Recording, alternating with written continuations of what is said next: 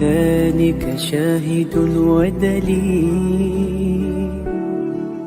أما الدليل إذا ذكرت محمدا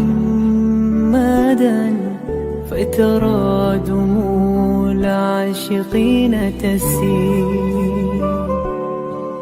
هذا رسول الله، هذا المصطفى، هذا لرب العالمين خليل. صلى عليك الله يا علم الهدى، ما ناح طير في الغصون يمين. يا حبيبي يا شفيع يا شفيع يا حبيبي يا شفيع يا شفيع. صلى الله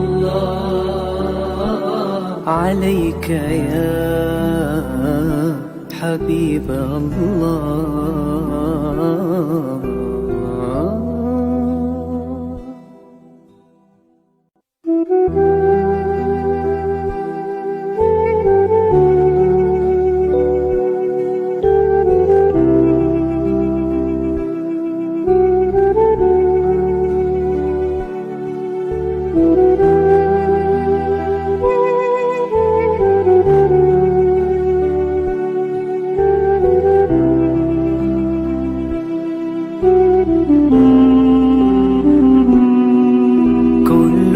القلوب إلى الحبيب تميل، ومعي بذلك شاهد ودليل. أما الدليل إذا ذكرت محمدا فترى دموع العاشقين تسيل. هذا رسول الله، هذا المصطفى، هذا لرب العالمين خليل.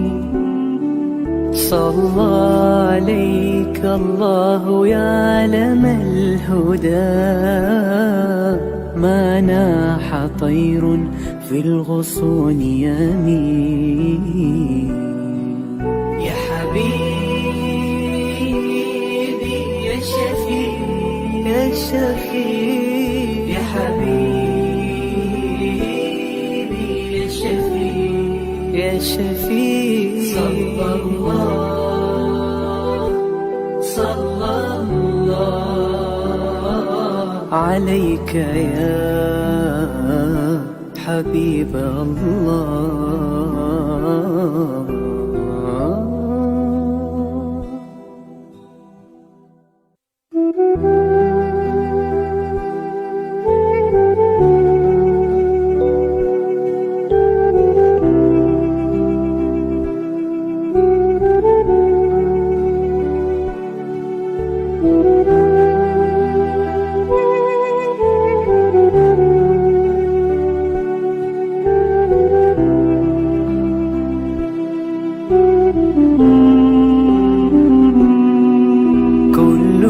القلوب إلى الحبيب تميل، ومعي بذلك شاهد ودليل.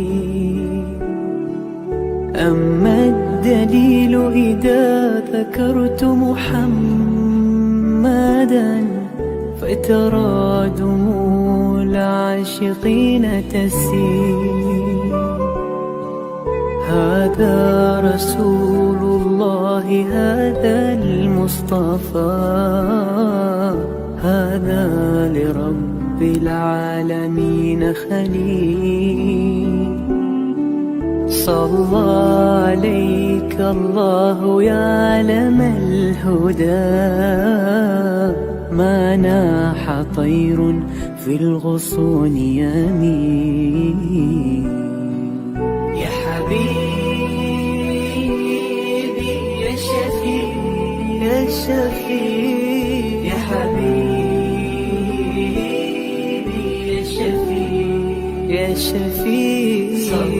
Yayasan Sabah sedang mengusahakan pembinaan Komplek Anjung Suluh Khatimah yang dipaparkan dalam skrin sekarang ini. Yang kedua ialah tentang buku yang saya tulis, ada 3 serangkai buku yang boleh didapati sekarang. Dan yang ketiga ialah FMCC atau First Move Childcare Center, iaitu sebuah taska yang mengambil pelajar-pelajar atau anak-anak dari umur 2 bulan sampai 4 tahun. Yang ketiga ialah Telegram, di mana saya minta teman-teman para penonton menghimpunkan seluruh tenaga yang ada, pemikiran yang ada untuk kita mendaulatkan Islam, insya-Allah. Tuan-tuan, seluruhnya ini kalaupun ada imbuhannya, semuanya kita masukkan dalam tabung Anjung Suluh Khatimah. Minta tuan-tuan dan puan menderma, minta tuan-tuan menginfak, minta tuan-tuan melakukan apa saja bagi kita merealisasikan program Komplek Anjung Suluh Khatimah. Sudah. Ada. Assalamualaikum warahmatullahi wabarakatuh. Alhamdulillahirabbil alamin wassalatu wassalamu ala asyrafil anbiya'i wal mursalin sayyidina Muhammadin wa ala alihi wa sahbihi ajma'in.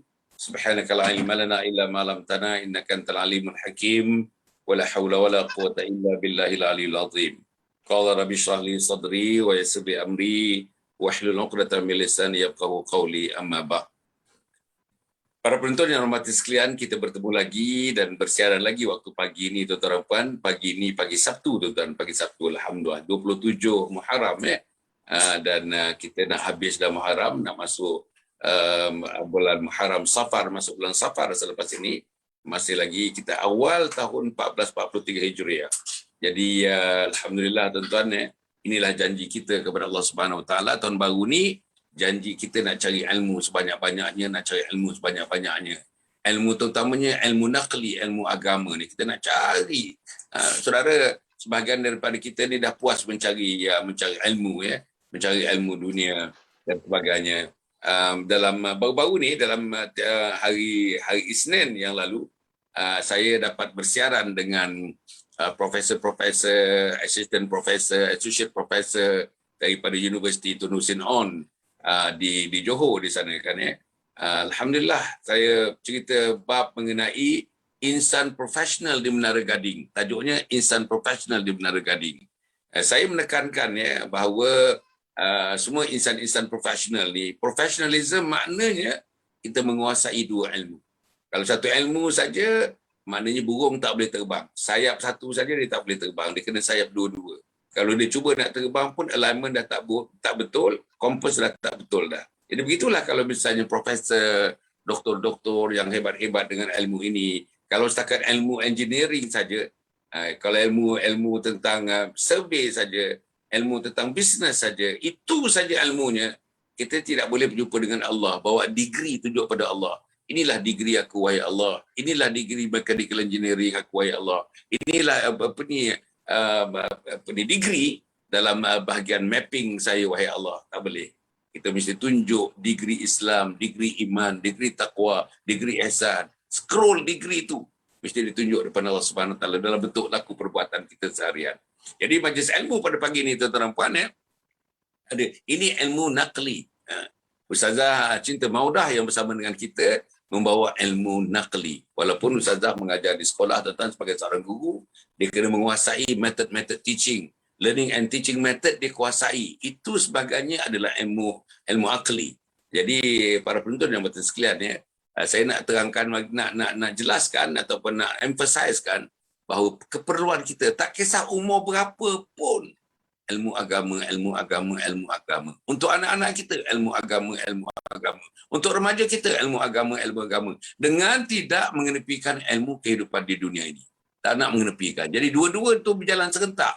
Bagi saya, dua-dua jalan serentak, tapi ilmu agama itu lebih tinggi martabatnya daripada ilmu dunia ini. Jadi itulah tuan-tuan dan puan yang saya amalkan, yang saya terapkan kepada anak-anak saya yang 8 orang tu, yang terapkan cucu saya, ada 14 orang cucu dan sebagainya. Alhamdulillah tuan-tuan dan puan, kita hendakkan keseimbangan yang kita katakan bukan 50-50. Ilmu agama 50, ilmu akhirat 50, ilmu dunia 50, tidak. Ilmu akhirat itu pada saya, prinsip kita, ilmu akhirat dijunjung, ilmu dunia dikelek. Artinya, ilmu akhirat itu supersedes ilmu di dunia ini, tuan-tuan dan puan, insyaAllah. Jadi, hari ini, pagi ini, tuan-tuan, pagi yang mulia ni, kita bersama Ustazah Cinta Maudah, tuan-tuan dan puan, yang mengulas banyak soal-soal pendidikan, mengulas antaranya buku-buku yang ditulis oleh Abdullah Nasir Alwan, Tarbiyatul Aulad, dan berbagai-bagai buku lagi rujukan yang dibuat oleh Ustazah untuk dibentangkan kepada tuan-tuan. Maknanya Ustazah dah mengadun dah tuan-tuan. Sudah diadun ilmu tu, sudah diletak dalam satu format, dan format itu dibentangkan kepada kita. Tak payah kita nak cari-cari lagi, tak payah kita nak rujuk-rujuk lagi. Semuanya sudah disatukan, sudah dibancuk, sudah diadun oleh Abang Ani Ustazah dan dibentangkan kepada kita. Antara pagi ini tuan-tuan, tajuk pagi ini ialah macam mana nak menangani kedegilan anak-anak. Macam mana nak menangani kedegilan, sifat degil anak-anak ini. Assalamualaikum Ustazah. Waalaikumsalam warahmatullahi wabarakatuh. Khabar Datuk? Alhamdulillah. Baik Ustazah, baik. Macam ni di Baling hujan masih turun di Baling. Di Baling dia macam nak hujan tapi lembab-lembab macam itulah. Semalam tak hujan lagi lah. Cuma itulah di Kedah kan, sahabat-sahabat yang mendengar bakal boleh berdoakanlah. Yan 2 hari lepas hujan lebat lagi Datuk, hujan lumpur pula. Jadi sahabat saya dekat Yan tu, dekat Yan. Masuk lumpur dalam rumah balik. Allah, la ilaha illallah. Ini hujan Allah SWT. Tuan-tuan dan puan, benda yang sama sekarang ni berlaku di New York. Tengah-tengah kota metropolitan New York tu, kerugian agaknya bilion. Air naik dalam masa beberapa minit, bukan jam, beberapa minit saja air naik menenggelamkan sampai tengah-tengah tempat, sampai 12 kaki air naik di kota raya New York. Jadi bilion. Pada masa yang sama di selatan, di New Orleans, ada storm yang Aida namanya, juga sudah membadai pantai di Amerika Syarikat itu sampai sekarang ni dekat 1.5 juta manusia tidak ada api sekarang. Begitulah tuan-tuan. Dan di California pula tuan-tuan, California kebakaran hutan tuan-tuan beribu-ribu, ratus ribu hektar hari-hari. Sekarang ni masih lagi tak dapat dipadamkan. Itu yang berlaku di California dan beberapa negeri lain di Amerika Syarikat. Jadi inilah tuan-tuan dan puan, ini Allah Subhanahu Wa Taala ni tuan-tuan dan puan, Maha Adil. Kita tidak adil kepada Allah, Allah tunjukkan apa balasannya tidak adil kepada Allah. Kita tidak adil kepada agama, Allah tunjuk apa balasannya tidak adil kepada agama. Jadi pagi ni Ustazah akan cerita tentang kedegilan ni. Kedegilan ni, apa ni kedegilan? Macam mana menangani kedegilan? Macam mana mak bapak harus mengurut dada-dada mereka bila melihat anak-anak yang disuruh tak buat, yang dibuat pun dalam keadaan tidak sempurna, kedegilan dan sebagainya, menunjuk muka yang masam, mengentak-ngentak kaki kadang-kadang, mengengos depan mak dan ayah. Ini adalah gambaran-gambaran kedegilan yang ditunjukkan oleh anak kita. Macam mana Ustazah? Sila Ustazah. Saya serahkan pada Ustazah. Apa benda yang kita nak cerita menangani kedegilan anak-anak kita ni? Sila Ustazah. Okey. A'udzubillahi minasyaitonirrajim. Bismillahirrahmanirrahim. Alhamdulillahirabbil alamin wassalatu wassalamu ala asyrafil anbiya wal mursalin wa ala alihi wa sahbihi ajma'in. Alhamdulillahilladzi nahmaduhu wa nasta'inuhu wa nastaghfiruhu wa na'udzu billahi min syururi anfusina wa min sayyiati a'malina. Man yahdihillahu fala mudilla lahu wa man yudlilhu fala hadiya lahu. Asyhadu an la ilaha illallah wa asyhadu anna Muhammadan abduhu wa rasuluh. Subhanaka la ilma lana illa ma 'allamtana innaka antal alimul hakim. Rabbi shrah li sadri wa yassir li amri wa hlul 'uqdatam min lisani yafqahu qawli, amma ba'd. Terima kasih Yang Datuk. InsyaAllah pada pagi ni kita masih lagi bersama-sama berbincang tentang pendidikan. Pendidikan yang mana benda ni kalau mak bapak kata saya tak tahu nak buat macam mana, kena tahu. Kalau kata tak ada jalan nak settle masalah, insya-Allah ada jalan dia. Yakin bahawa Allah Subhanahu Wa Taala memiliki hati manusia. Kalau manusia tak boleh nak ubah, Allah boleh ubah. Kalau manusia nampak mustahil, Allah jadikan dia tu senang je, petik jari Allah boleh buat. Ya, macam yang kita berlaku kepada dunia sekarang ini, termasuk masalah COVID-19 yang melanda dunia, semuanya adalah satu impak, satu yang kita namakan sebagai ujian Allah kepada manusia. Jadi pada pagi ini insya-Allah ujian Allah juga sebenarnya dalam musim PKP. Umi suka untuk ambil tajuk ni sebab tajuk ni ialah tajuk yang dipanggil apa, tajuk yang dah jadi viral. Viral tu maksudnya inilah yang berlaku pada masyarakat sekarang. Semalam semalam kita masih lagi semalam Umi berbicara dengan seorang anak muda, nama dia Da'i Afikah, kalau kenal lah, dia orang Bali. Maksudnya dia adalah yang okey. Ya, anak Umi ada urusan. Baik. Da'i Afikah dia bahagian kaunseling, Datuk. Dia dia bekerja, belajar dulu. Kemudian dia berkhidmat sebagai pegawai kesihatan. Jadi semalam dia bagi tahu bahawa lebih kurang kalau satu hari ni ada 2 kes bunuh diri di Malaysia. Setiap hari ada orang bunuh diri, stres. Sama ada mak bunuh diri ataupun anak bunuh diri ataupun ayah bunuh diri. Ini ialah masalah kawalan emosi yang tidak mampu ditanggung. Jadi kita nak tahu, pagi ni kita cuba untuk selesaikan. Sebenarnya masalah tu takkan jadi masalah sekiranya kita boleh ikhtiar daripada awal.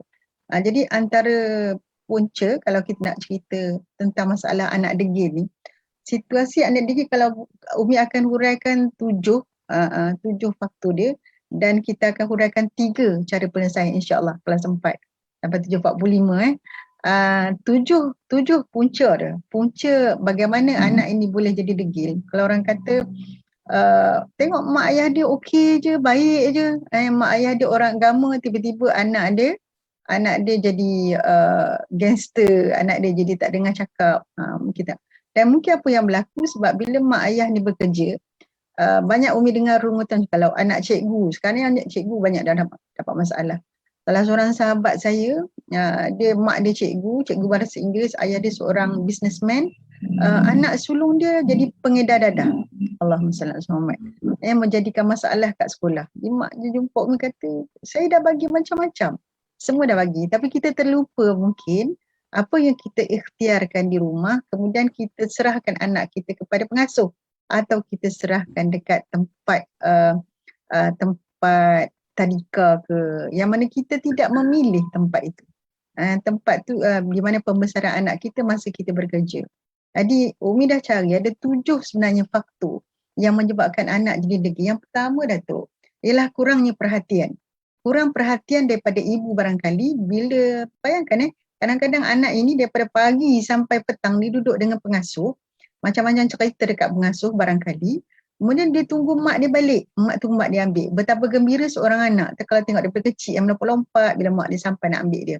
Tapi bila ambil je mak dia kalut, mak dia kalut dengan handphone, menyebabkan dia rasa kurang perhatian dan terabai. So anak-anak ini akan memberontak. Anak ini akan rasa macam dia terabai dan dia akan buat sesuatu lah. Kadang-kadang kita dapati anak yang sebesar umur 3-4 tahun sengaja memecahkan gelas, sengaja mencurah supaya dia dimarahi semata-mata untuk dapatkan perhatian. Ini dah jadi satu ni.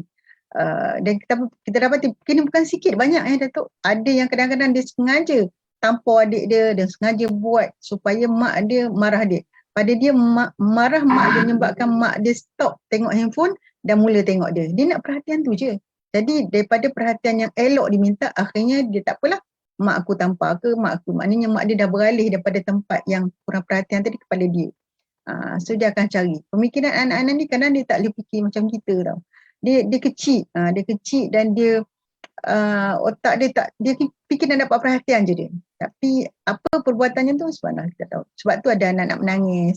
Kadang-kadang dia berguling-guling kat pasar, kita nak barang mainan. Dia tak reti nak kawal emosi disebabkan oleh kurang perhatian daripada mak bapak. Yang kedua ialah pendapat dia tidak diendahkan. Ini Umi terus langsung Datuk, budak kecil, remaja. Pendapat dia kadang-kadang kita ambil, kita ketepikan tanpa kita sedar sebenarnya. Sebab itulah dalam keluarga, dia kena ada, maksudnya ada meeting, walaupun kita nampak macam anak kita umur, mungkin anak Umi yang paling muda dekatan 3. Dekatan 3, abang dia umur 24, 23, 20, 21, yang dah. Anak Umi ada 5 orang Datuk. 4 ni memang dibesarkan sama-sama besar. Adik dia asing sikit. Dia daripada kecil tu dia memang tak sama. Yang lain setahun seorang. Yang ni selang 6 tahun baru seorang datang. Jadi dalam meeting, kami kadang-kadang ambil pendapat dia. Maksudnya, okey adik, apa pendapat adik dalam isu ni? Dia walaupun nampak kecil, tapi kita cuba raikan. Walaupun kadang-kadang idea tu nampak macam lekeh lah, macam tak ni, tapi kita cuba raikan. So anak-anak yang degil ini ialah anak yang rasa macam pendapat dia orang tak pandang langsung. Dia diabaikan dari sudut, maksudnya dia rasa orang, dia ni tak penting dalam keluarga dia. Maka dia pilih untuk merontak. Yang ketiga ialah sebabnya dia selalu dimarah tanpa sebab.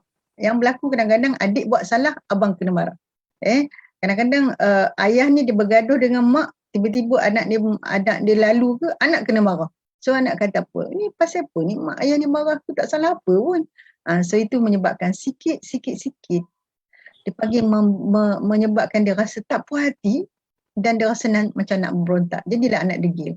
Dia panggil apa batu tu, air kalau kena kat batu lama-lama dia akan jadi berlubang juga kan. Jadi bila lama-lama benda ni tak diselesaikan, tak dicari jalan penyelesaian, maka akan melahirkan anak yang berontak. Yang keempat sebab dipukul tanpa kawalan. Ini mungkin berlaku dekat tadika, tanpa sedar anak dia didera dekat tadika, ataupun berlaku dekat rumah pengasuh masa dia kecil. Macam mana dia tengok situasi, sebab kita tak pilih pengasuh. Dia pengasuh pakai hantar je. Kadang-kadang orang kata tengok pengasuh yang baik akhlaknya ni dia cah 300. Pengasuh yang biasa-biasa dia cah dalam 200. Kita pun pilih pengasuh yang murah. Kadang-kadang kita pilih yang murah ni, kita tak tengok dia tu macam mana amalan dia, macam mana diri dia, kira main hantar je lah. Yang menyebabkan anak kita membesar dalam situasi keluarga yang tidak bagus. Ini berpengaruh walaupun kat rumah kita okey, sebab kita malam je tidur, pagi-pagi pukul 5 pagi dah hantar anak ke rumah pengasuh tersebut. So ini menyebabkan ada perbuatan memukul anak tanpa ni berlaku di terdekat, ataupun mungkin kita sendiri melakukan perkara yang sama. Sebab Islam ada mengajar kita kan macam mana nak pukul, macam mana nak pukul. Islam mengajar. Okay. Yang keenam ialah ini memang anak itu melihat bagaimana keluarga yang kucak-kacir. Semalam pun saya tengok satu video adik-beradik bergaduh. So benda ni dia tonton. Bila dia nampak benda ni berlaku depan mata, daripada dia kecil sampai remaja, keluarga yang pincang, keluarga yang tidak ada kasih sayang, keluarga yang saling cemburu, dengki, akan melahirkan anak yang degil. Okay? Dan yang terakhir sekali, yang ketujuh, antara puncanya adalah memanglah yang berlaku sekarang, PKP, perceraian mak bapak, pergaduhan mak bapak depan mata, menyebabkan mereka terpisah. Apa tu dia letak kat tok ke, atau letak dekat tok, dekat mak saudara, kadang-kadang menyebabkan dia rasa macam alright, tak badan, perceraian mak bapak jadi punca kepada anak-anak jadi degil. Jadi itulah Datuk ada 7 sebab yang menyebabkan anak dia jadi dia tak sihat. Perkembangan minda tak sihat, emosi tak sihat, menyebabkan dia jadi anak yang kita tak nak akhlaknya tu. Jadi antara pesan Imam Ghazali lah, itu kan ni sebelum saya serah kepada Datuk, Imam Ghazali berpesan kepada kita, jauhilah anak-anak kita daripada berkawan dengan rakan sebaya yang buruk perangai dia. Ini juga antara faktor yang menyebabkan anak kita jadi macam tu. Kita dah okey dah, jumpa kita serah kat kawan dia pilih kawan yang silap, maka dia jadi bertukar akhlak dia, akhlak yang kita tak nak. Itu Datuk. Alhamdulillah. Tuan-tuan, apa yang diulas oleh Ustazah Cinta ni, daripada kurang perhatian tadi tuan-tuan, sampailah kepada kesan yang menimpa keluarga yang hidup dalam keadaan kucak-kacir dan akhirnya berlaku perceraian. Tuan-tuan nampak saya mengendalikan program-program yang melibatkan anak-anak ni kepada keluarga yang mengalami perceraian tu tuan-tuan. Betul-betul pilu tuan-tuan. Sedih kita tengok Terutama masa nak mengantar anak, masa nak ambil anak misalnya tuan-tuan. Nampak tuan-tuan nampak kadang-kadang datang dengan 2 kereta, yang bapaknya datang dengan 1 kereta, maknya dalam 1 kereta, kadang-kadang anak dengan kereta ayah, kadang-kadang anak dengan kereta ibu. Tapi biasanya anak dengan kereta ibu tidak datang dengan kereta ayah. Tuan-tuan nampak, mak dan anak berada dalam dewan, ayah dalam kereta lagi, serba salah, nak dekat. Pasal dalam program Summer Camp ni tuan-tuan, kita duduk dekat-dekat. Lepas tu cangkuk-cangkuk di antara kita, mak bapa dan anak mencangkuk-cangkuk. Jadi tuan-tuan nampak dalam keadaan yang suasana begitu, maka timbullah tuan-tuan. Anak ni tertanya-tanya, anak ni rasa malu, anak tengok ayah dalam kereta, anak rasa tidak adil dia dalam program seperti itu, ayah, mak bersama dengan dia, tapi ayah tidak bersama dengan dia. Ini tuan-tuan, ini kesan dia. Dan kesan-kesan yang sedemikian ini dia boleh develop tuan-tuan depan hingga menimbulkan satu manifestasi daripada anak-anak ini. Salah satu manifestasi itu ialah tuan-tuan melawan atau menunjukkan kedegilannya yang melampau, kadang-kadang tuan-tuan puan yang menyukarkan ibu bapa atau ibu yang mengasuhnya atau ayah yang mengasuhnya. Itu kedua-dua sekali dalam keadaan perpisahan, perceraian sudah pun berlaku.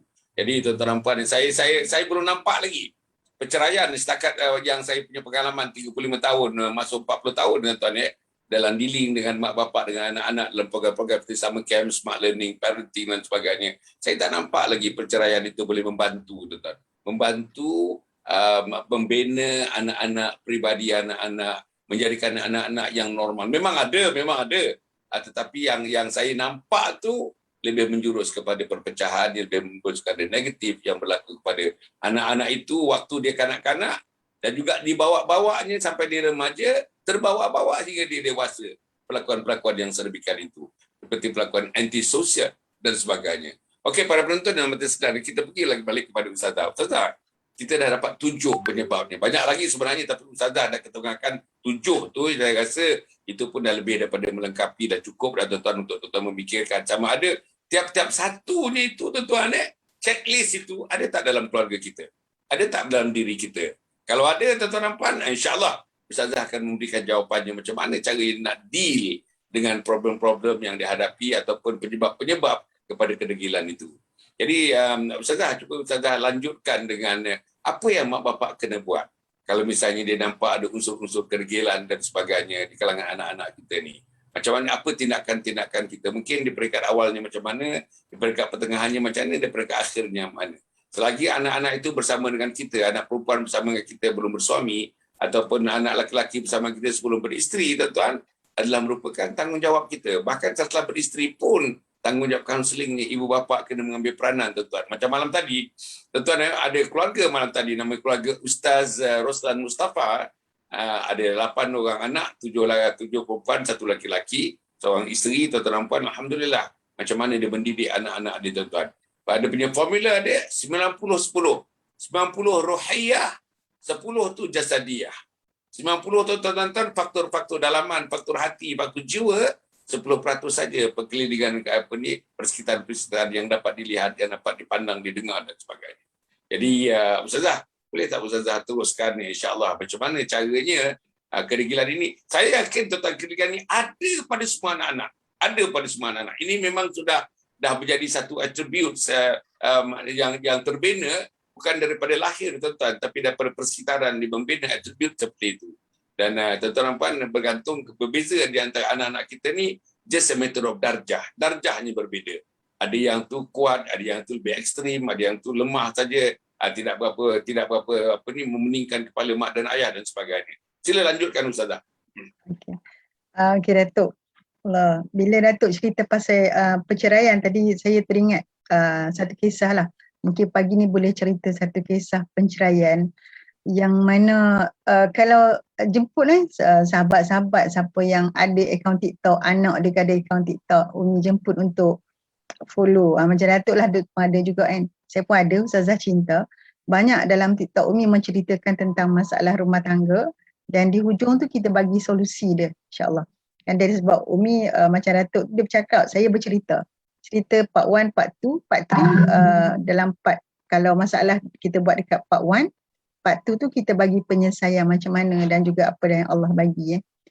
Mudah-mudahan Allah bagi laluan dekat media TikTok itu boleh jadi asbab untuk perubahan seseorang menyedari bahawa Allah tu Maha Penyayang, insya-Allah. Jadi begitu juga. Jadi sebab memang Umi fokus kat situ memang masalah rumah tangga, masalah keluarga, masalah pendidikan. Mudah-mudahan insya-Allah dapat merubah sebahagian daripada kita. Baik. Jadi sebelum Umi pergi pada penyelesaian yang disarankan oleh Islam, Umi nak bagi tahu dulu 3 perkara, 3 kesilapan yang dilakukan oleh ibu ayah ketika anak-anak degil. Sama ada anak degil itu kecil atau anak degil itu dah remaja, selalu kesilapan ini yang kita kesan. Pertama sekali adalah tengking. Kita tinggikan suara. Anak kita tinggi suara, kita tinggi suara balik. Sebab anak kita tinggi suara tu, dia melihat, kita dah tahu dia membesar dalam suasana, dia tengok mak dia tengking ayah, dia tengok dekat mungkin kat rumah pengasuh dia. So apa yang dia lihat, dia akan ikut. So bila dia ikut, dia tinggi suara. Kita bila anak kita tinggi suara, dia terus tengking. Dia tengking kita balik. Dan kita tengking lagi dia. Jadi tak habislah cerita dia. Last sekali macam Datuk cerita tadi, anak tu masuk dalam bilik, gong, tutup pintu. Dah sudah. Tak nak makan 2 hari. Mak pula jenis tak mau, dua-dua tak nak turun dia punya grade dia ni. Anak duk ni, dan silap gaya ialah anak cari penyelesaian dia, kontak kawan-kawan yang boleh bantu dia, tu dia lari pada rumah. Subhanallah. Jadi kita tahu kadang-kadang bila ada aduan pada Umi, anak dia tak ada, anak dia hilang sebagainya, Umi akan tanya apa sebenarnya yang berlaku. Barangkali kita boleh settle daripada punca dia. Okey, yang kedua, kesilapan ibu ayah ketika menangani anak yang bermasalah ini, sahabat-sahabat semua, adalah kita mengumpat anak ni kat belakang. Kita bercerita tentang keaiban dia, kita bercerita tentang sifat dia yang tak elok, dan dia tahu kita cerita. Dia, macam katakanlah dia suka main handphone, dia suka tengok TV, dia suka, memang dah itulah perangai dia, maka kita pun bercerita dengan jiran-jiran, bercerita dengan kawan-kawan dengan keadaan yang dia tak suka. Bila dia tak suka, dia lagi menyebabkan kita dengan dia lagi jauh. Ini kesilapan kita ni. Kalau boleh jangan buat benda ni. InsyaAllah nanti bagi solusi. Apa sebenarnya yang kita perlu buat? Yang ketiga, kesilapan kita yang paling besar sekali adalah udrub, daraba, atau dalam bahasa Melayu ialah memukul. Kita ambil kisah pukul. Masa kecil, pukul cara kecil, besar sampai ke anak dia remaja pun kita masih lagi pukul. Kalau remaja mak bapak buat macam mana? Dalam macam cerita Hindustan lah kan. Kalau Hindustan dia tak pakai rotan dah. Kan Hindustan dia tampar lah kan. Pipi ni, anak kita serta pipi, subhanallah. Dia yang sangat sensitif. Kalau boleh Umi macam dah pukul tu, dalam Islam bukan Datuk dia tak bagi sentuh pipi. Tampar tu sebenarnya tak bagus dalam Islam. Tapi tampar tu lah yang digunakan. Saya sebenarnya pun tak faham. Kat sini tak nak ceritalah pasal cikgu kan. Sebab saya pun cikgu, ada cikgu memilih untuk tampar. Tapi pada Umi, tampar tu ialah satu penyelesaian yang kalau nak buat pun buat tampar-tampar sayang tu okey lah. Dia macam itu sikit. Tapi kalau tampar sampai bengkak pipi tu tak bagus lah untuk sama ada mak ayah ataupun dia bukanlah bagus untuk kita memukul. Dalam Islam pun sangat jaga macam mana kaedah memukul itu tak boleh angkat sampai nampak ketiak. Maksudnya itu kalau kesalahan yang besar yang masuk ke mahkamah dan sebagainya. Dan kalau sekadar anak kita buat perlakuan begitu, memang tak wajar sangatlah kita pukul. Baik. Jadi Umi dah cerita kesilapan tu. So insyaAllah kita pergi satu persatu bagaimana caranya insyaAllah untuk kita menyelesaikan masalah ini. Umi bagi kepada 3 pecahan yang besar. 3 pecahan yang besar. Pertama sekali adalah sekiranya berlaku masalah macam tu, kita siasat. Siasat. Dia kata kalau idza kan ada satu hadis idza jaa fasikum binaba'in fatabawwa'u. Kita kena siasat. Jadi kalau anak kita reflect perbuatan dia ialah dia jadi macam tu, so kita kena siasat. Kita siasat diri kita. Pada Umi ialah daripada dulu lagi perangai Umi dan juga Umi selalu share dengan sahabat-sahabat. Anak kita merajuk, anak kita buat perangai, kadang-kadang puncanya kita juga. Umi ulang sikit, kadang punca kita. Punca kat mana? Kita sembahyang tak khusyuk, kita baca Quran tak banyak, kita tak banyak sabar. Jadi bila kita cari puncanya kita yang menyebabkan anak berlaku macam tu, so penyelesaian pertama mestilah kita yang akan berubah. Kita yang akan cuba untuk belajar balik, kita cuba untuk rendahkan suara kita cuba untuk baiki hubungan kita dengan suami kita dan juga dengan orang lain yang dipelihat, yang anak-anak kita nampak, supaya punca kita tahu masalah daripada kita. Kemudian kalau tengok, pertama punca daripada kita dan suami. So kena setelah discuss. Dalam perkembangan anak-anak ni kata apa, sayang sungguh kita dulu jaga sangat masa anak kita dalam kandungan. Jaga sungguh-sungguh. Tapi sayang bila anak tu keluar, kita tak ambil tahu macam mana pendidikan dia. Kita tak ambil tahu macam mana perasaan dia. Kita tak ambil tahu supaya dia membesar, at least dia jadi macam kita. Dan apa yang kita harapkan anak kita jadi lebih baik, jauh lebih baik pada kita. Baik, okey. So perbincangan tadi. Yang kedua, bila siasat-siasat lagi, puncanya adalah sahabat-sahabat.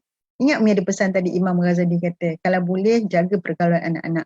Kalau punca dia daripada kawan-kawan dia, maka sebab itulah mak bapak ni dia tak boleh biar anak dia berkawan dengan siapa saja yang suka. Walaupun anak ni anak yang baik, dia akan beritahu mak dia sembang, dia cakap dengan siapa. Malahan anak yang baik ni dia akan tunjuk WhatsApp dia dengan kawan-kawan. Umi tadi ni kawan saya cakap macam ni. Hatta anak Umi kan perempuan, kadang-kadang ada orang murat dia ke, orang tanya. Ada pula lelaki mesej kan, nombor telefon dia ni. Macam ni nak jawab apa So bila macam tu, maksudnya anak kita dia cari kawan yang betul. So kita tahu macam anak Umi yang perempuan dia ada 12 geng dia. Masa kat sekolah menengah Umi kenal seorang demi seorang, satu persatu anak-anak dia. Yang mana anak dia tu anak kita tu yang kita jaga, yang kita tenang, anak perempuan ni seorang so dia kawan-kawan dia, bagaimana kawan-kawan dia? Kawan dia Rizal macam ni. Sampai ke peringkat Umi tahu keputusan periksa semua kawan-kawan dia. Umi tahu mak bapak dia kerja apa, supaya kita pastikan anak kita berkawan dengan orang yang baik. Inilah punca dia. Jadi bila punca ni tadi, sahabat-sahabat, rupanya anak tu kawan dengan orang macam ni. Kita bagi nasihat pula. Sebab anak-anak bila sudah dewasa, dah remaja, baru kita nak perasan dia kawan dengan siapa. Ini cara dia ialah kita pergi pada penyelesaian ketiga nanti. Macam mana doa-doa yang boleh kita baca, nanti Umi akan bekalkan doa-doa yang boleh kita baca supaya anak kita lembut hati, insyaAllah. Jadi cari kawan. So kita pastikan anak dia kawan baik. Bagi nasihat kat dia, jangan tinggal kawan-kawan yang tak elok, tetapi jangan jadikan mereka cermin kepada perangai kita. Ini melalui apa? Kaedah yang baik, teguran. Okay. So yang pertama tadi siasat. Kalau siasat punca anak kita degil disebabkan oleh diri dia sendiri, mungkin kita sendiri yang kurang bekalkan dia. Macam Datuk kata, dia bekalkan anak-anak dia dengan ajaran. Jadi kita ni sebagai bapa ingat kita kena bekalkan anak kita dengan ajaran agama, kena ajar dia muamalat, kena ajar dia munakahat, kena ajar dia akidah. So ini peranan. Kemudian mak bapak tanya pula, Umi kami tak ada ilmu macam ni, Umi tak apalah Ustazah. Yes, kita tak tahu, tapi apa salahnya kita ajak anak tengok YouTube, kita ajak anak kita tengok ni. Maksudnya kalau ada kuat agama tu, insya-Allah dia akan cari kawan yang baik, dia akan pastikan diri jadi orang yang baik. Okey, yang pertama siasat. Yang kedua adalah bila kita tahu anak kita macam ni, kita ada masalah emosi. Kadang-kadang kalau tengok apa yang berlaku pada anak-anak yang degil ni, dia akan cepat marah. Kita tegur sikit dia marah. Dia tak boleh kita bertentang pendapat dengan dia. Dia rasa dia yang betul. Dan anak yang masalah juga, dia suka menipu. Dia suka menipu, antaranya kalau kat sekolah dia suka ponting kelas PDPR. Kan sekarang ni Umi menghadapi cikgu-cikgu lah Datuk menghadapi masalah dengan anak-anak tak masuk kelas online. Kalau dulu kelas biasa pun dia tak masuk, dia ponting kelas online, memang tak ada, hilang ruyuk. Kita call dia tak angkat. Semalam ada seorang dia perempuan ini saya cerita situasi cikgu-cikgu ni. Bila kita tengok chat siapa yang datang. Nama tak datang, contohnya CA masa kelas dia juga Umi akan call dia. Cakap dia, call tak angkat. Kita call dia tutup. Kemudian kawan dia bagi tahu, Umi dia main game Umi, sebab dia buat upload status WhatsApp dia tengah main game Mobile Legend masa kelas. Nampak? Masa tu kira kita tak boleh nak pergi rumah dia. So di situ ialah mak bapak dia yang kena settle masalah. Ini antara situasi yang berlaku. Pelajar tak masuk. Jadi pelajar ni tak masuk, ponting kelas. Dia akan bertindak sebab apa? Macam mana dia boleh tipu cikgu dia, macam mana dia boleh ponting kelas. Semua tu adalah sikap. Sikap maksudnya anak, selain pada anak degil di Panhabaran, yang ni juga berlaku. Dia suka malah nak masuk kelas, payah. Bukan tak ada line. Tapi dia macam boringnya nak duduk depan kelas macam tu kan. Tak syok masuk kelas. Okey, yang lebih teruk lagi anak kita jadi gangster. Jadi kaedah pemulihan yang biasa kalau ada ibu ayah yang bagi tahu ni, selain pada yang apa benda yang mak bapak boleh buat adalah doa, tetapi yang selain pada itu juga kita boleh buat ni terapi dan juga kita boleh hantar ke pakar psikologi. Pakar psikologi secara tidak ni lah, ada yang menghantar anak kepada Umi pun ada. Baik pun dia kata, Umi boleh telefon anak dia tak? So carilah orang yang tepat untuk selesaikan masalah. anak kita. Kalau rasa serius, mungkin anak kita tu lebih sesuai bersembang dengan Datuk.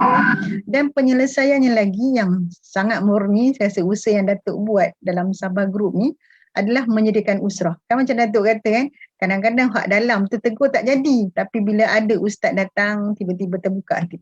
Ingat man yahdillahi fala mudhillalah wa man yudlil fala hadiyalah.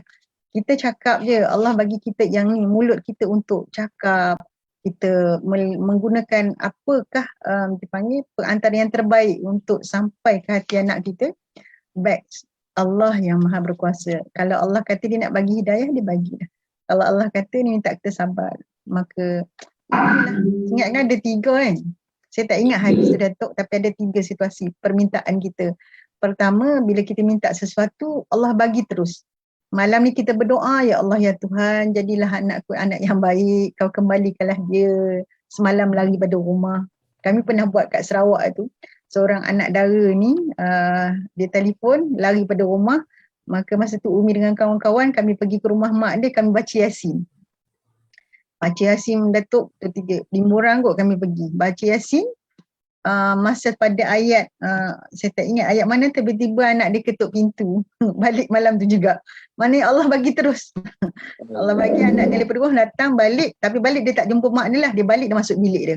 So kami pun stop balik, minta izin rumah dia balik, dia settle lah. Maksudnya dia dah balik rumah. Okey. Itu maksudnya Allah bagi, permintaan kita, Allah bagi terus.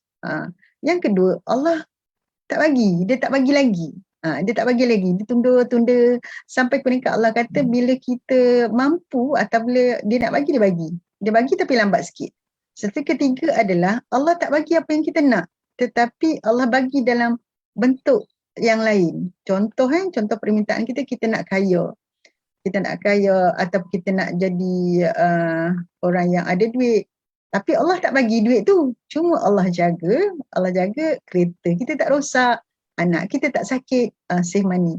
Sebab itulah tuan-tuan dan puan-puan, kita kena rasa setiap hari sebenarnya Allah sentiasa memberi hadiah kepada kita. Allah sentiasa bagi rezeki kepada kita. Sentiasa husnuzon dengan Allah. Jangan mengeluh. Sebab mengeluh itulah sebenarnya. Tengok, masalah anak aku degil sangat, kenapa jadi macam ni, yang menyebabkan kita, bila kita rasa kusut, maka masalah-masalah tu datang, bertimpa-timpa kepada kita. Kata, sudah jatuh di tipe tangga kan, berturut-turut, kerana disebabkan oleh kita punya prinsip. Baik, okay. Kita 45 lah, kita tak berhenti Datuk. So, yang ketiga, Umi pergi terus penyelesaian Datuk saya tamat ni. Nak bagi tip kepada ibu-ibu lah, sahabat-sahabat yang menonton pada pagi ini. Ini adalah penyelesaian antara yang kita boleh amalkan. Umi nak bekalkan dengan dia panggil amalan-amalan yang boleh kita buat. Okay. Yang pertama sekali, ada 4 kot. InsyaAllah kita boleh bagi. Buat 4 ni dulu, jangan tak payah banyak-banyak. Buat 4 ni dulu, insyaAllah kita tawakal, kita serah kepada Allah untuk bantu kita selesaikan masalah anak-anak. Yang pertama sekali, wirid ya latif, ya latif, ya latif. Simple je. Ya latif 44 kali. Bila nak buat, anytime. Ya latif, ya latif, ya latif. Dan setiap doa kita zikir, yang pertama jadilah pahala zikir kan. Yang kedua kita niatkan untuk anak kita yang degil tu. Untuk Allah lembutkan hati dia. Buat ya latif, ya latif. 44 kali tu sebagai angka je. Kan Datuk dia sebenarnya takut. Ada setengah orang dia nak kira. Berapa ni? 100 dia sebutlah 100.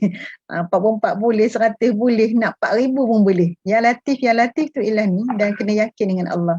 Baik, doa yang kedua dalam kita petik pada surah Asy-Syura ayat 19. Boleh catat tuan-tuan puan. Bismillahirrahmanirrahim. Allahu latifun bi'ibadihi yarzuqu man yasha. Iaitu wa huwal qawiyul aziz.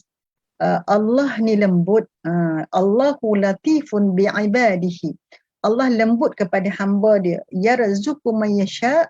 Allah memberi rezeki kelembutan itu kepada siapa yang dia nak. Yakin pada Allah. Wa huwal qawiyul aziz. Sesungguhnya Allah maha kuat dan besar. Aziz. Maknanya Allah memang dia boleh menguasai semua hati kita. Dia pegang semua hati kita. Dia nak ubah yuqallibal qulub. Allah nak ubah hati manusia ni anytime.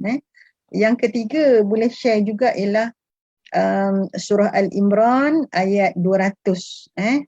Ini kalau selalunya Umi pesan macam ni lah. ambil anak tu masa anak tu tidur. Antara teknik ni nak bagi apa? Nak bagi yakin, nak bagi kita rasa rapat dengan masa anak kita tidur. Anak kita ada satu sesi dia jangan pergi masa dia tengah, dia antara dia dah mula berdengkur. Kita nampak kan dia mula bernafas tu. Bila duduk sebelah dia tu, pastikan nafas kita sama dengan nafas dia. Jadi kita nampak kan perut dia punya bernafas, dada tu ombak-ombak. Duduk sebelah anak tu, kalau boleh tak payah duduk sampai dia terkejut tak, kita duduk kat atas ubun-ubun dia ke. Kita baca ayat ni ya ayyuhallazina amanu isbiru warabitu wattaqullaha la'allakum tuflihun. Wahai orang-orang yang beriman, bersabar dan kuatkanlah sabar itu dan bertakwalah kepada Allah, semoga kita berjaya. Maksudnya usaha-usaha yang kita buat, kita minta kepada Allah, yakin dengan Allah akan bagi kejayaan kepada kita. Buat terus menerus sehingga kita rasa puas hati atau rasa anak boleh berubah. Ada yang buat alhamdulillah macam tadilah konsep. Ada yang buat esoknya tu anak dia terus berubah. Ada yang buat 3 tahun anak terberubah. Ada yang buat anak dia terberubah sikit, dia berubah kod lain. Itu semua Allah bagilah kau.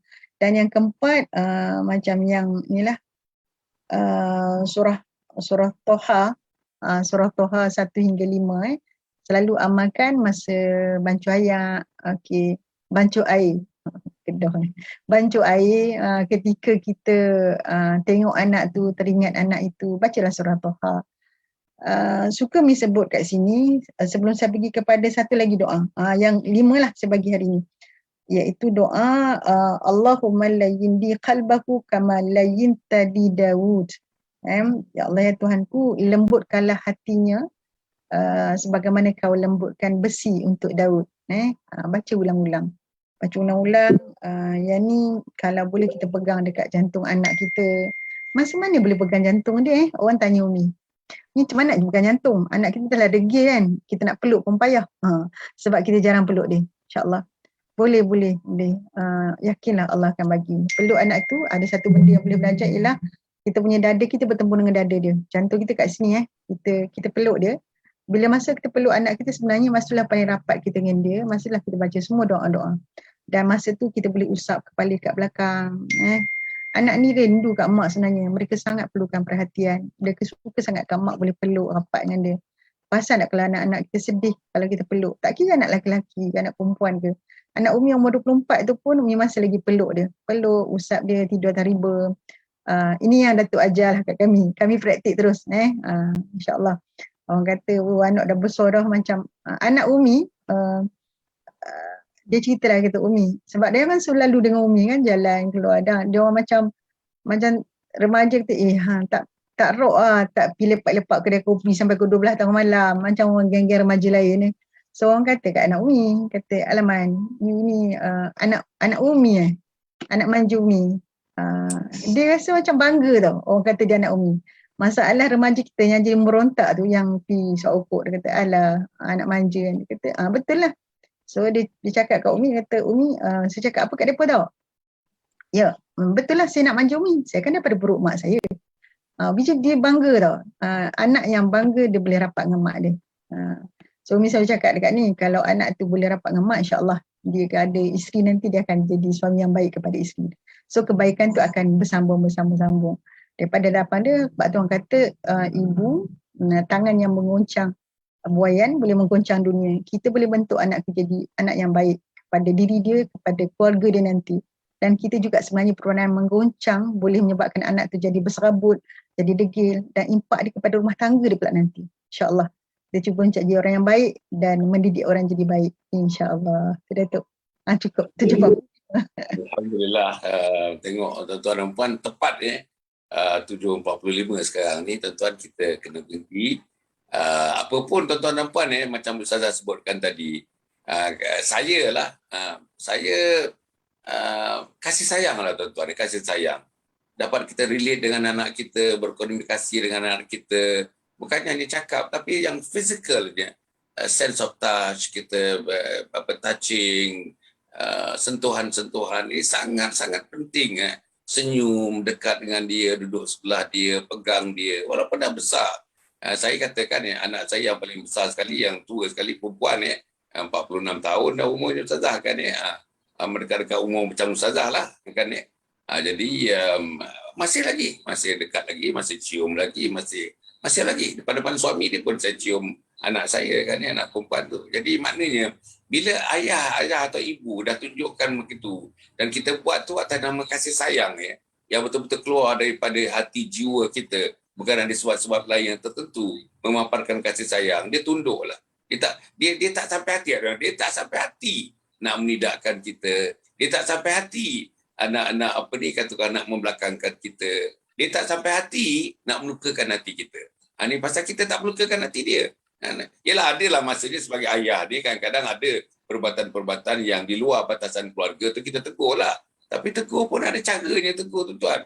Bukan menengking-nengking, bukan memekik-mekik, bukan ceritakan dia punya hal-hal tentang benda-benda yang kurang baik yang kita ceritakan kepada orang lain, kepada bapa saudara dia, mak saudara dia, kepada sepupu dia.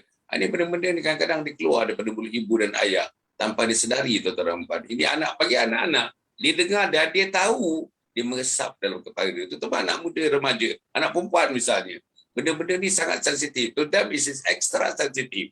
You talk bad something on them, about them, then they feel so bad, Macam kita ni dah ada, kata orang kita ni dah ada kebal sikit atas pengalaman hidup. Jadi anak-anak ni kekebalan itu belum ada lagi. Jadi itulah yang kita mak bapak sebenarnya. Jadi saya pun dulu very strict anak nombor 1, anak nombor 2 sangat-sangat strict. Kalau tak dapat A tu, saya suruh dia naik ambil hanger, dia naik, dia cari hanger yang mana yang sesuai untuk pukul dia. Itu saya dulu.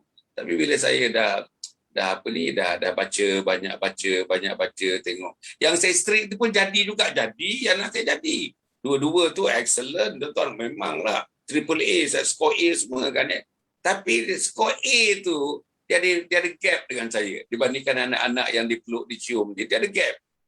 Kalau misalnya kata nak bagi tahu ayah, bagi tahu lah Man, Din bagi tahu lah, Din bagi tahu. Apa kakak pula Din bagi tahu. Dia tolak menolak tu. Pasal ada gap tu kita tak nak benda macam begitu.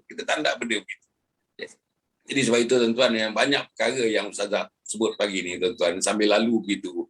Tapi banyak perkara lah.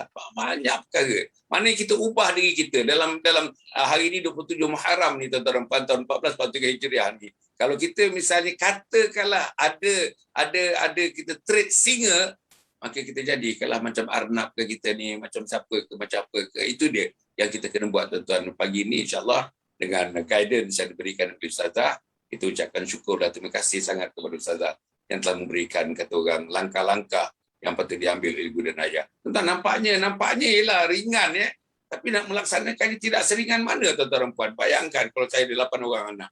8 orang anak, 3 perempuan dan 5 lelaki. Macam mana caranya tuan? Semuanya sekarang dah besar, semuanya dah besar dah. 46 tahun, 45 tahun, kerana benda-benda yang begitulah. Jadi maknanya kalau kita tidak mainkan peranan, dan saya tengok tuan-tuan dari keluarga-keluarga yang kami jemput datang sebagai tetamu tu, satu yang common tuan-tuan, ayah dia adalah memainkan peranan yang sangat penting dalam kehidupan keluarga. Ayah ni memainkan kepimpinan ayah, yang tunjuk ajar ayah, semuanya keputusan yang besar mesti daripada ayah dengan consultation kepada anak, isteri dan sebagainya. Jadi Ustazah terima kasih banyak-banyak tuan. Jangan lupa tuan-tuan pagi ni Ustazah pada TikTok, Ustazah kata banyak cerita. Saya banyak bercakap tuan-tuan dan puan Jadi bercakap dalam TikTok ni dia pendek tuan-tuan Pagi ni yang live boleh panjang sikit. Yang live saya dalam 10 minit gitu tuan-tuan Pukul 9 pagi ni live, pukul 5.30 petang ni live. Pukul 10.30 ni video, pukul 10.30 malam ada video tuan-tuan dan puan Jadi tuan-tuan tengok satu hari 4 kali tuan-tuan saya bersama dengan tuan-tuan dalam TikTok. Tuan-tuan TikTok ni mudah lah tuan-tuan. Mudah sangat TikTok ni. Kita yang pendek, yang kecil-kecil, yang pendek-pendek begitu. Tetapi insya-Allah akan menjentik hati-hati kita insya-Allah. Jadi tuan-tuan puan jangan lupa kita jumpa lagi nanti tuan-tuan puan minggu depan kita jumpa Ustazah dan kita ucapkan terima kasih sekali lagi pada Ustazah. Dan terima kasih kepada para penonton yang bersama-sama kita. Saya tengok tuan-tuan para penonton ni yang dah top fan ni. Saya pun kadang-kadang heran tengok kita punya top fan tuan. Ada yang nama ni tuan tak pernah tinggal walau sekali pun dalam masa hampir 2 tahun ni tuan-tuan. Tak pernah tinggal walau sekali pun. Saya tak sebutlah nama-nama mereka yang ada ni tuan-tuan nampak ni.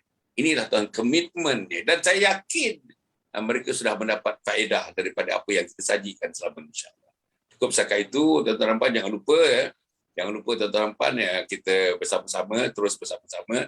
Jadual kita tuan-tuan, ada jadual kita dan sebagainya. Tengoklah jadual kita tuan-tuan.